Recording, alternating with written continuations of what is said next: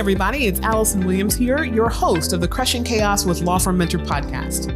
Law Firm Mentor is a business coaching service for solo and small law firm attorneys. We help you to grow your revenues, crush chaos in business, and make more money.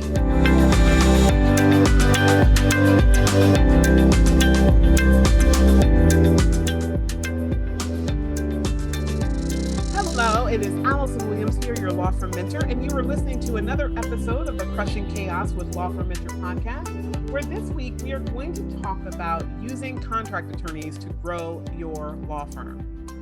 So when we talk about growing a law firm, there are a lot of different ways that we can accomplish this. For a lot of lawyers, the first thought is, I can't afford an associate. However, I need help and I don't know when is the right time for me to fuel up and go ahead and step out on faith. I hire that full-time associate attorney and trust that the work is going to show up, versus when it's time for me to kind of double down, hunker down, do a little bit more work myself, and ultimately be able to keep more of the profit. Right. So if you have followed this podcast for any length of time, you know that I'm a big proponent of going ahead and hiring ahead of what you feel is the perfect time to hand off a complete separate load to a lawyer. Because far more often than not, as a law firm owner, there are things that are happening in files or available opportunities to make money off of a file that you're missing simply because you are stretched too thin. You've got too much going on. You are the head lawyer, you are the head rainmaker, you are the head salesperson, you are the head manager, you are the head leader, you are the CEO, you are the visionary.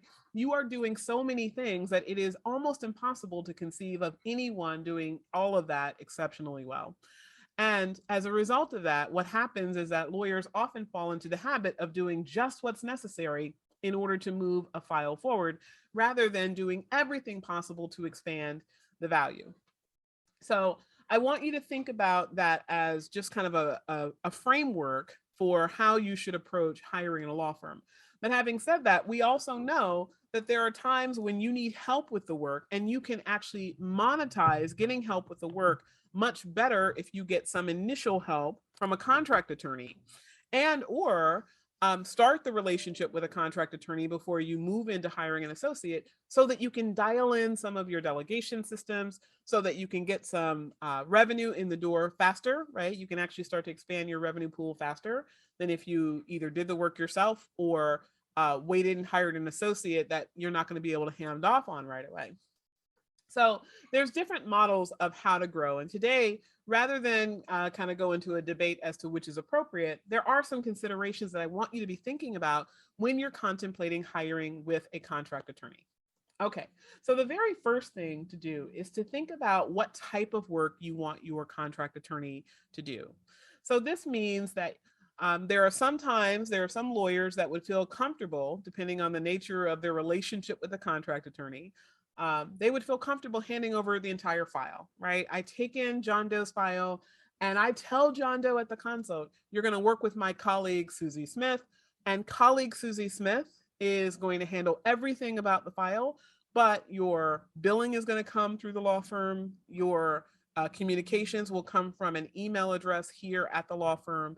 If there are any customer service issues, any disagreements with the contract attorney, obviously you don't refer to them as a contract attorney. But if there's any issues with the colleague, you can always come back to me. But generally speaking, the lead attorney on the file is going to be the contract attorney. Now, for a lot of lawyers, that presents a lot of risk, right? There's a fear of, I hand over the file, the client bonds with the contract attorney, and then when the case is over, I have now lost a client, right? So I made some short-term revenue, but the lifetime value of the client is actually compressed because of the relationship formed with the colleague.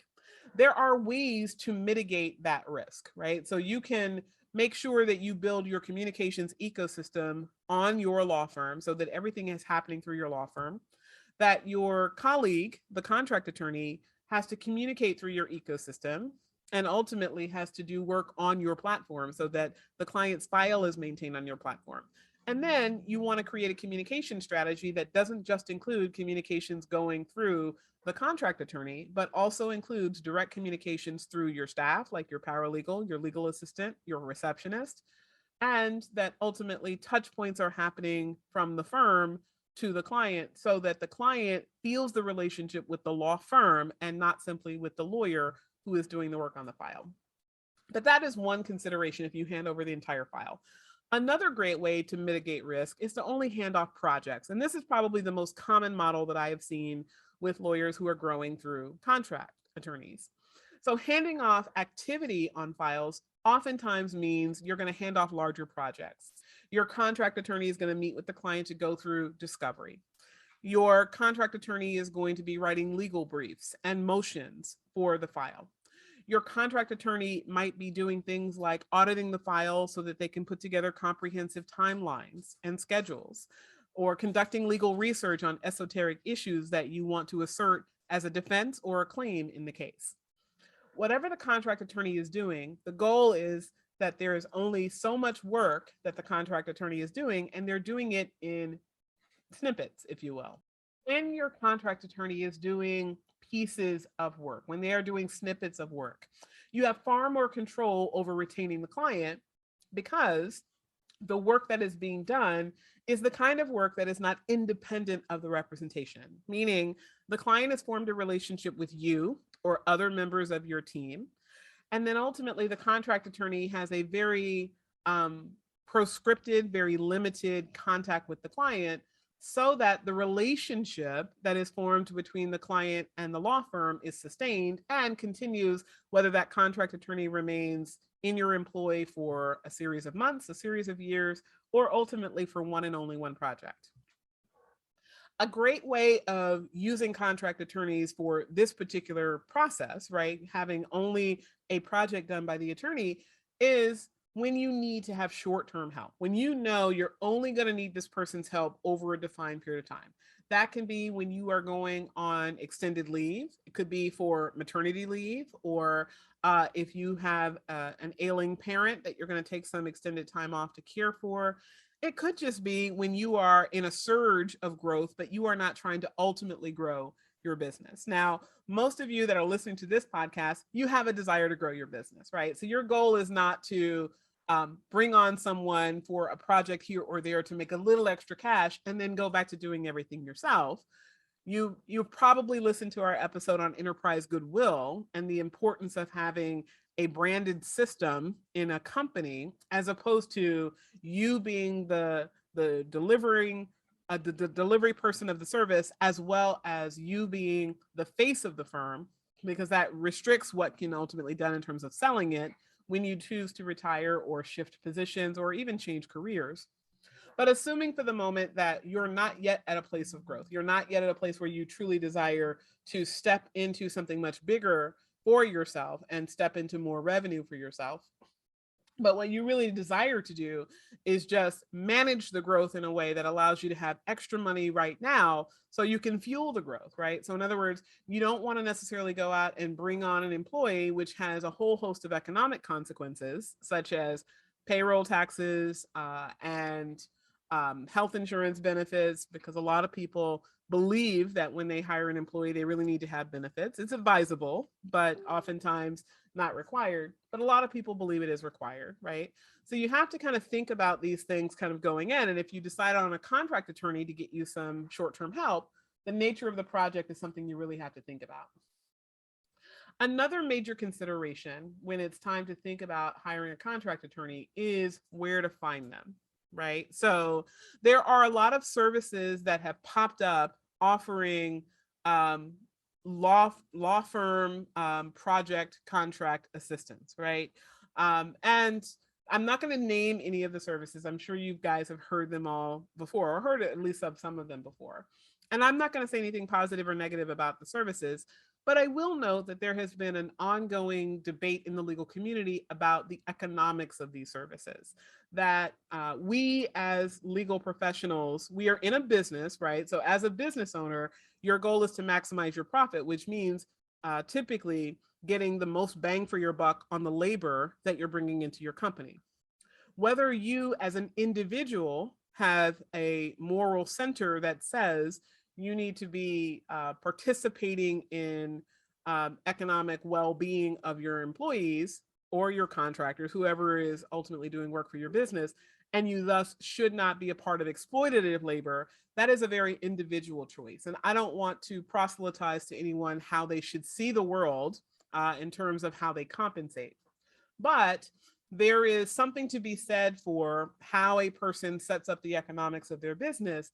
And if they are compensating a lot of individuals, or even a few individuals, through some of these services that pay 15, 20, 30 bucks an hour to a lawyer for legal work, there could be an issue with whether or not you must pass along that information to your clients, and if so, how they will feel about that in terms of your business as a business practice. So I won't name the jurisdiction, but there's at least one jurisdiction that I'm aware of that requires that if you are using contract attorneys, you must disclose to your client the rate at which you are paying your contract attorney. So you can't charge your client $300 an hour and pay your contract attorney $70 an hour and not disclose that discrepancy to the client. Now, there are lots of different thoughts around that, whether or not that's appropriate, because obviously I don't disclose to my clients what I choose to pay my associates. I don't disclose to my clients what my benefits package is, what the expenses are that I incur for the firm, what my rent is in my law firm. But this particular structure, I think it was put in place by the jurisdiction that I'm thinking of, in part because they did not want to oppress the lawyers that were doing work as contractors. They didn't want to have the gig economy be exploited as members of this profession, because we do have a higher responsibility than just being America's next top business owner. We have ethical responsibilities that have lawyers to some degree be the stewards of our community. And so when you start looking at what our responsibilities are, they tend to transcend what you have as a business owner or purely a business owner. So just give some thought to that. Think about that in terms of what your obligations would be in terms of disclosing your fees, because however you feel about that, that can be something that your clients, if made aware, could use against you in terms of how you choose to compensate. Now, having said that, beyond the services that are out there that will pay lawyers a fee that you ultimately pay a lower hourly rate to secure, there are also lawyers that choose to be solo, that don't want to grow their law firms, but the way that they fund themselves is they do contract work for other law firms. That's kind of their perpetual way of being. And those lawyers that do work for other law firms, including that they would be willing to do work for your law firm, they oftentimes will have an added benefit, which is that they will negotiate what the rate is for their compensation. And I've heard ranges anywhere from 25% to 40% of the fees. A third of the fees is probably the most common compensation model that I've heard of across a multitude of jurisdictions when a lawyer is charging you for the work that they'll do. So if you are taking in a client and charging them $300 per hour, typically you're going to pay at least $100 per hour for the contract labor. Again, general rule of thumb, it varies from place to place. You really have to test your own market, but I just want to give you that number if you have no conception at all about what they are paid. All right, the next consideration that you really have to take into account when you're working with contract attorneys is your system for delegation. Okay, now systems, of course, is what we preach here. It is the Bible of law firm management effectiveness here at Law Firm Mentor, and we talk about crushing chaos all throughout law firm culture by virtue of systematizing. However, when you are dealing with a contract attorney, the necessity of systems is particularly important because, as we talk about in our Crushing Chaos Masterclass, you want to create your standard operating procedure, your modus operandi of business that protects you if anyone were to ever allege anything inappropriate about your business. If anyone were to ever claim you did not do something, you have your standard operating procedure to at least fall back on as a premise to help support your defense of that claim. But with contract attorneys, because they are external to your business, right? They are not full-time employees. They typically don't have access to everything in your business. They typically are not under your direct supervision the way an employee might be. you have a greater need to have systems in place so that when you are transferring work, you are considering things like maintaining confidentiality of your client files, ensuring that messages that are sent back and forth are sent in the most secure method possible. That can be a client portal, that can be an encrypted cloud-based software like Dropbox. That can be any number of different ways, but you want to have that codified, and you want to have in writing the principles that you require your contract attorney to live by when handling your client files. Okay, so that means things like, can they work on a laptop outside of the office when they're working on client matters? What is their responsibility to ensure that that information, if kept local, is kept under lock and key so that someone else who might have access to that computer does not have access to your client's confidential information? How are you going to ensure that information is timely submitted to the attorney, the contract attorney, that it is timely remitted back to you? What is your system going to be for compensating that person? And what if you start to have disagreements about the extent of time spent on different matters, right?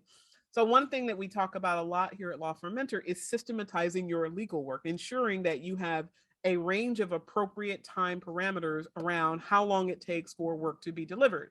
Because if you have an hourly based system, you want to be able to project out how many hours it is going to take so you can project your revenue. And if you have a flat fee based system, you want to ensure that you are not spending more on the labor to produce the work within a flat fee than would be appropriate based on the fee that you're charging. In other words, are your fees appropriate? Do you need to raise your fees based on how long it takes to do the work and the compensation rate you're going to charge for that? Or do you need to, in the work that you need to become more efficient at it so that you can scale your profit off of your flat fee case, right? So big considerations there, which means you need to know how long it takes to do the work. Well, we know that there's always going to be some degree of variability between humans, right? No two humans are going to take exactly 2 hours and 43 minutes to do a particular project. Someone's going to take a little bit longer. Someone might take longer on certain projects and less on others based on their experience and based on what they enjoy doing. I know some lawyers that can go down a rabbit hole with research and they will wander aimlessly like a cloud for hours and hours and hours if allowed to. Not because they are not looking for the answer to the specific question posed, but because while they're in there, they're learning, they're reading, they're absorbing in a way that another attorney who is more efficient might not choose to do. So you have to think about that as a process with training any attorney on your team to do legal work in your law firm. But it's particularly important when someone is external to your law firm that you consider not only how long will it likely take that person, but if that person takes significantly longer on a particular task than you would have taken, how are you going to handle that? Is this going to be a flat fee that you pay the person? For every motion, I'm giving you 6 hours of compensation. That's it, right? So if you choose to take 20 hours, great for you. You're getting paid for 6. Or what if it is a person who expected to spend a certain amount of time, but they encountered a lot of personal challenges that had them stopping and starting, right? We have talked on this podcast a lot about the necessity, the value of block scheduling, so that your mind is focused on a major task and you're not bouncing back and forth between emails, phone calls, letters, client communications, adversary communications, staff communications while you are trying to do a project. But we know that sometimes, especially people who are not within our office and not within our supervisory control, that they oftentimes will handle things very differently. So the bright lawyer who's capable and gets you brilliant work product, but who kind of wanders around the prairie a few times to get there because they allow themselves to have an unmanaged mind. They are not disciplined and structured in the way that they do work. That person could take longer, right? Every time that we stop and receive an interruption, the estimate that now neuroscientists are projecting for the time that it takes for your brain to recenter and reacclimate to the previous task is about 3 minutes. So if it's taking 3 minutes every time you stop a task and start again, and you stop and start 10 times over the course of an activity, that's an extra 30 minutes, which doesn't sound like a whole heck of a lot until you consider that if that is how a person ultimately recenters themselves and does their work every single time you give them a project, and you give them 30 hours worth of projects over the course of the time that you're working with them. Let's say it's over a month, you give them 30 hours over a month. Well, that can easily add up to another 5 to 10 hours, depending on how many interruptions and over what course of time and the number of projects. Well, an extra 5 to 10 hours adds up, especially when you're going to have an ongoing relationship with the person. So how are you going to handle that, right? Are you going to have a flat fee schedule for the activities that they're going to do going in? Are you going to give them some range of variability? Are you going to have a flat fee schedule for when that person ultimately commences the work? Are you going to say, I'm paying you a certain number of hours, and if you need more, you have to come back to the well, right? Because if you just have a flat fee schedule, you might ultimately educate the person that you are inflexible, and that if they can't reduce the amount of time that they spend, that they're either going to shortchange the quality of the work or they're going to shortchange themselves. And that's a really challenging place for a person to be in, right? Nobody wants to feel like they have to half-ass their job if they are a person of such quality that they take pride in their legal work. And that presumably is the kind of person you'd want to have on your team. So you have to think through these things in advance. And of course, everything is subject to communication, right? You can always engage the person in a conversation and say, I want to be fair to you, but I also need to maintain a budget for how much we're going to spend on this particular project. Let's find a way that makes this work for both of us, right? You can do that, but going in, you should always have some hypotheses as to what it's going to look like, what the time commitment is going to be, so that when you ultimately commence the relationship, you have as few hiccups as possible. All right.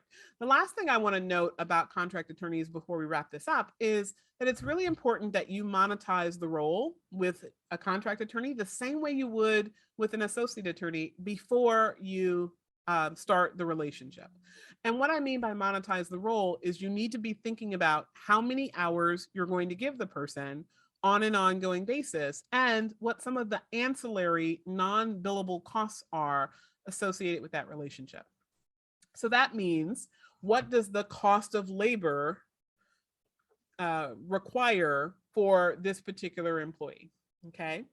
The cost of labor for an associate is not just the time, the money that you spend on their salary, their payroll taxes, any benefits that you pay, any investment that you make in them like CLEs and travel expenses and things like that, right? All of that pure economic value you can quantify.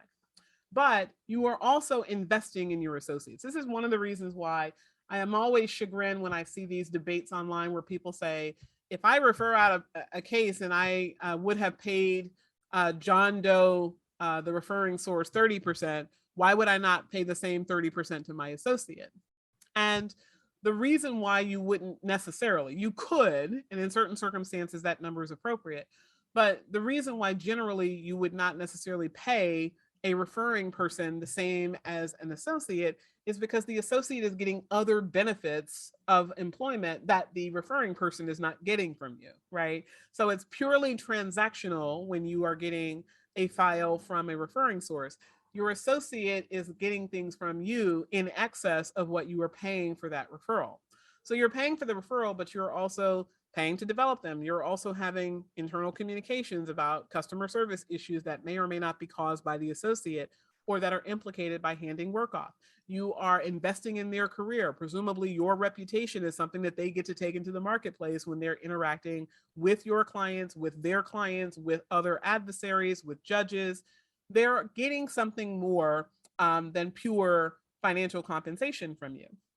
So when you think about that in the realm of the contract attorney, that's, by the way, the reason why contractors receive a higher rate of compensation, just flat dollars and cents, over an associate, because they are not just having to pay out of that payroll taxes and expenses for themselves.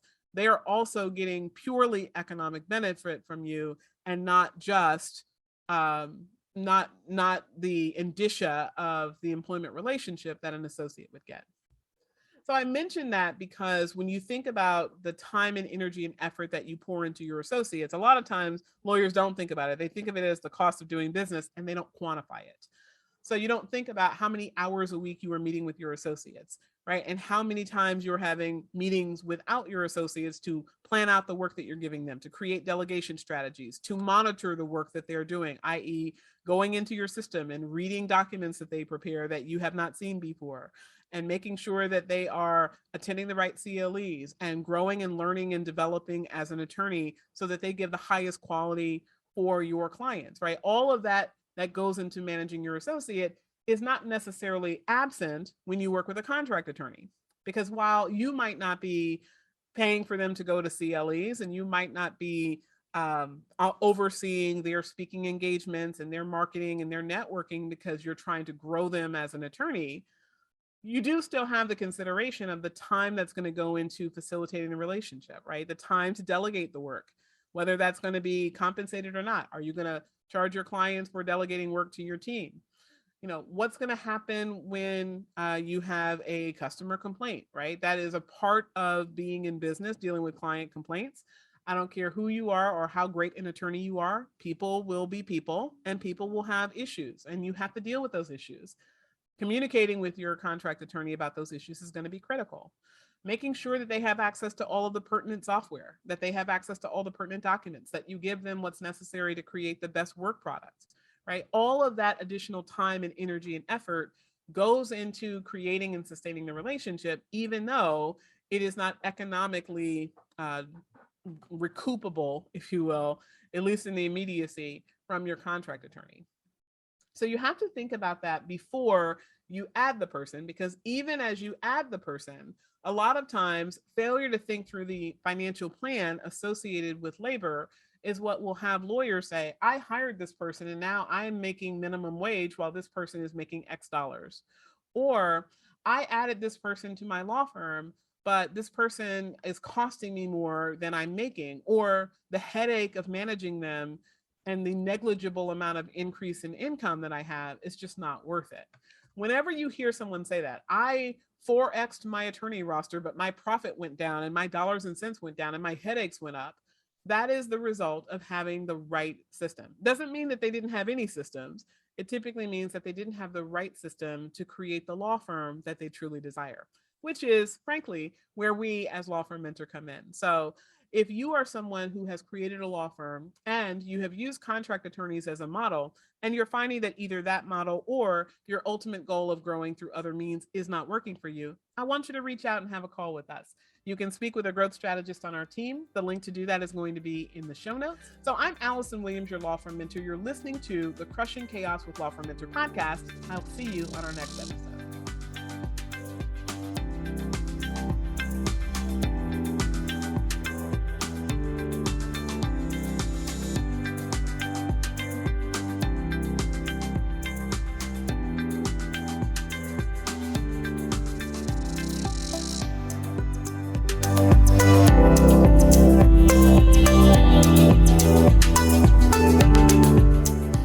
For tuning in to the Crushing Chaos with Law Firm Mentor podcast. To learn more about today's show and take advantage of the resources mentioned, check out our show notes.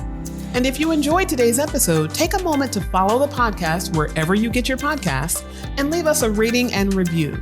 This helps us to reach even more law firm owners from around the country who want to crush chaos in business and make more money. I'm Allison Williams, your Law Firm Mentor, everyone. Have a great day.